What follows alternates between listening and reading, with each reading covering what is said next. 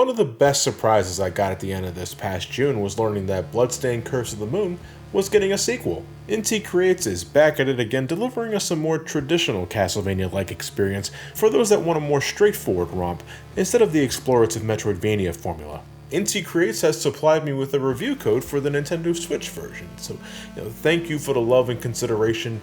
Just a heads up though, if you are going to play this on the Switch and you're using a Pro Controller, you might want to leave that HD rumble off. I'm playing the game and during certain moments in boss fights, my controller suddenly...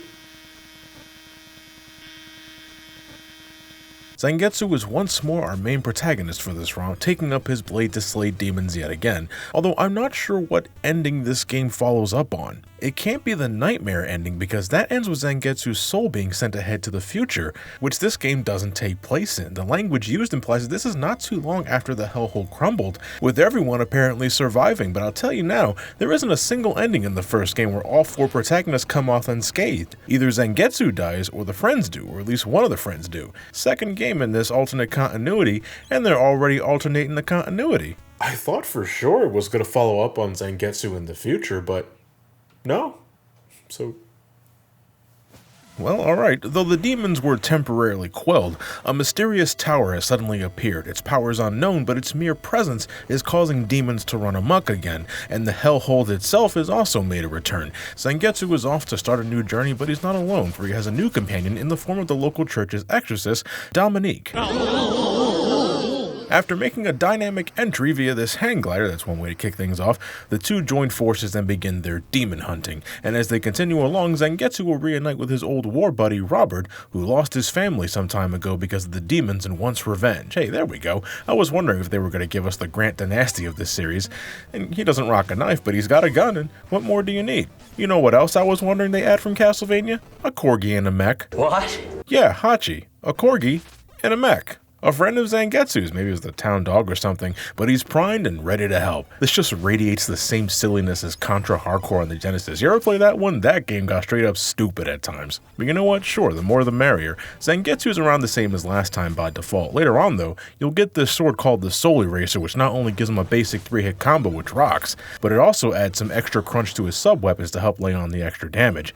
Starting with episode 2, getting the good ending requires that you lose this sword. And story-wise I get it, but gameplay wise I'm not a fan of the sudden nerf. It doesn't help that episode 2 is also the harder mode, but overall I still call this Zangetsu an improvement over the original. I can still dig it. Dominique is not too different than Eric Lacard from Castlevania Bloodlines. Her primary weapon is a javelin, which naturally has more range than Zangetsu's sword. She can aim upwards to snipe enemies normally out of reach, and in true Shovel Knight fashion, or Scrooge McDuck if you're old, she can use her weapon like a pogo stick and bounce off enemies to keep things going, or you can bounce off lanterns to reach some extra goodies or optional pathways. Her sub-weapons aren't too shabby either. Using the elements, she can cone the ceiling with lightning bolts, track down enemies with these tornadoes, or if you're hurting for some health, she can sprout these little flowers that can give out hearts. There's even this special one-use shard that can not only heal party members, but it can also revive fallen comrades. So now you don't have to fall down the nearby pit to reset progress because you lost Zangetsu early after you did something really stupid. I really like Dominique. She's a little squishier than Zangetsu, and I think her weapon is a little slower than Zangetsu's sword, but shit, besides that, she's got good physical coverage, her spells are great, and she can heal with proper item usage. Man, I wanted to like Robert more. He's the long-range guy. He's got a gun, he can, get into a prone position to take out grounded enemies and access certain passageways, and he can also sort of wall jump, which isn't needed that often, but it might come in handy in a tight spot, you never know. And his sub-weapons involve grenades, these anti-air spears, a powerful bazooka-like shot that has some considerable pushback, Jesus. Oh, but there's also this special bandana that lets him temporarily rock 2 guns, and with enough weapon ammo, you can go to town with your artillery.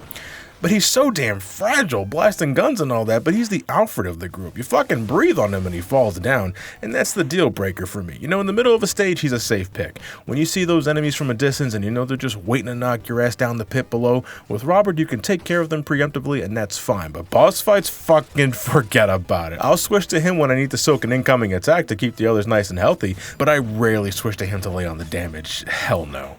Hachi is the tank of the group. He rocks the most health, his mech makes him straight up immune to certain hazards like spikes, and while a little slow, his physical attacks pack a mean punch and he can smash things below with a mighty ground pound. He doesn't have sub-weapons, but he's capable of hovering in midair for a couple of seconds to help get things out of reach or to help you stabilize during tricky platforming sequences, and at the cost of weapon ammo, he can just go invincible. Yeah, straight up invincibility, and when you use it right, that's a boss fight. That's not really a boss fight anymore if you catch my drift.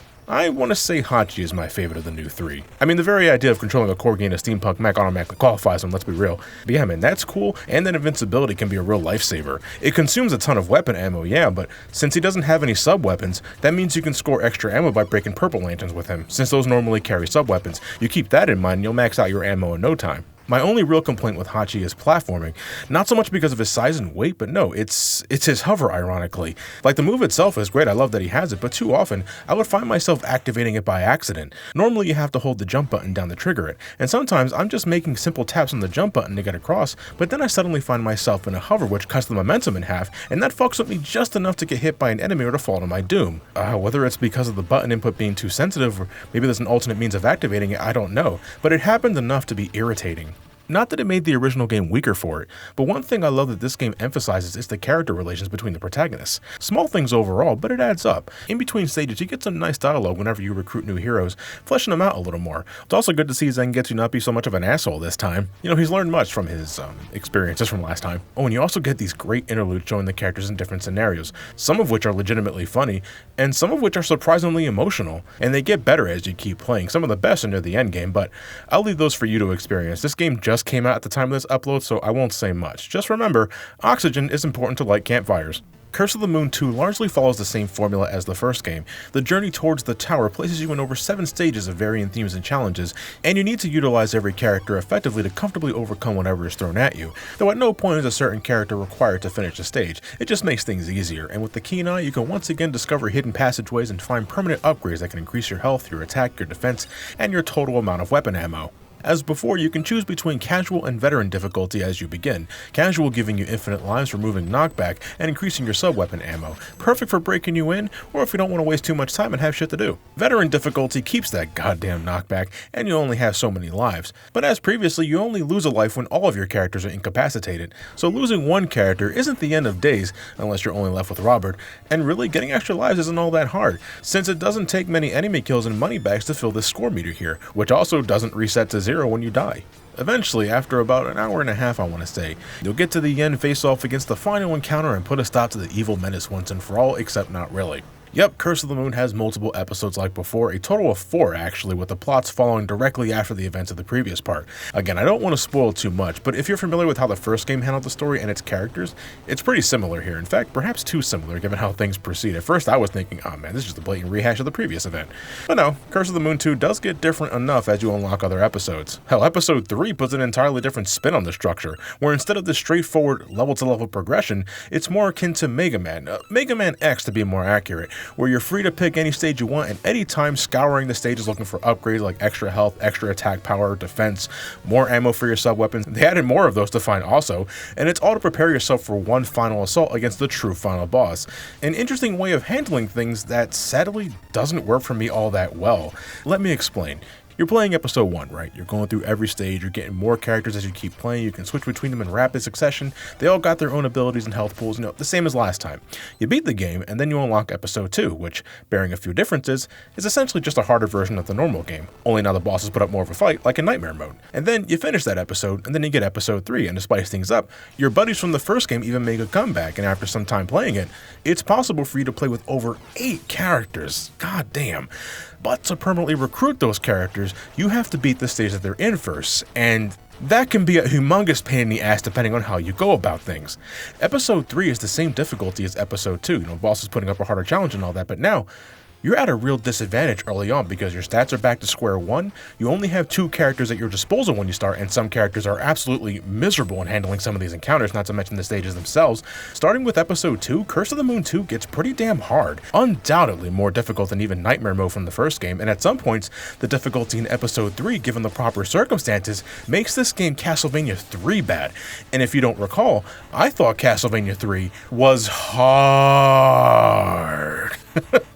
But if you want to stand a greater chance, you need to go out of your way for those extra heart containers and power-ups, most of which are only accessible with certain characters. In fact, the first 2 characters you should be trying to recruit are Hachi and Jibel, just gonna say that now. But trying to complete their stages first with your meager-ass setup, God, it is not easy. My playthrough of episode 3 took me about 3 times as long as my episode 1 and 2 playthrough, and quite frankly, it was exhausting. It's the same stages I've already been through twice over at this point, and if you want every collectible offered, the backtracking is off the charts at a level that puts Mega Man X3 and X5 to shame. I should stress this game, much like the first one, is actually really good in giving all these stages a ton of multiple pathways so that there's always some new route to go through with any combination of characters. I think episode 3 highlights this aspect of the game design very well, but when you're trying to comb through these sons of bitches for all they're worth, it is the worst. You don't know when you might need this or that character when you spot an upgrade out of reach, then you have to leave the stage and complete the other stage first to get the proper character, then you come back to this one and hope you took the correct route because there's no map.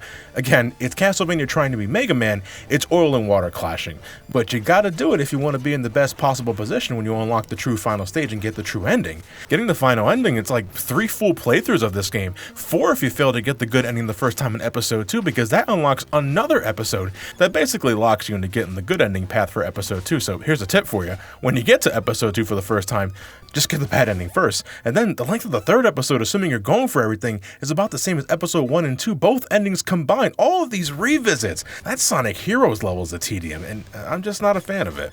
Granted, I love the reward you get afterwards, and you bet your ass I did another, more straightforward playthrough as a means of catharsis, because, I mean, repetitiveness or not, I still think the gameplay is fantastic and improves on the original in just about every way except structure. But nevertheless, Curse of the Moon 2 tired me out, and it's that damn third episode that was the culprit. You know, less is more sometimes. One thing I can say the first game has over this is its straightforwardness. I can respect this game trying to be more ambitious in concept, but, you know, the execution is all kinds of bloated. So even though a normal playthrough takes less than 2 hours, casual or veteran difficulty, I wouldn't recommend immediately rushing into episode 3 because it is its own beast that sadly isn't that very good, extra characters or not, and content-wise is more of the same shit you already saw. Oh well, except for the ending stuff. And maybe it's better with co-op. Yeah, Curse of the Moon 2 lets you and a friend push butt and team up for some old school Castlevania action. There's no online co-op, unfortunately, and I really wish there were, since I couldn't experience local co-op for this review given the situation, you know. If I had a buddy, I'm sure future episodes would be easier to swallow, but not this time. It's still great to see it as a feature though. Definitely something that needs to stick around for future games. The game is more than playable going solo, however, and despite my dislike of the later half of the game, Curse of the Moon 2 is still a solid game that continues to fill the void in my heart that Konami refuses to mend. You remember that Castlevania Grimoire Souls game on mobile? Barely been a year and they're already shutting the game down. It only got like, what, a soft launch in Canada and nowhere else? What a fucking joke. Well, Bloodstained is there to make the pain less noticeable. I think that's a way of putting it. So you should pick it up when you can. And again, much love to Inti Creates for supplying me with the review code. I'll likely buy it again on the PC to make it easier to stream and what have you. And, you know, I like to show support to the developers when I can get away with it. Like, I want more of this. Give them more money. I'll see you guys in the next video. As always, thank you all for watching. Stay safe, wash your hands, wear a mask if you decide to go outside. Have yourselves a fantastic night, and take care.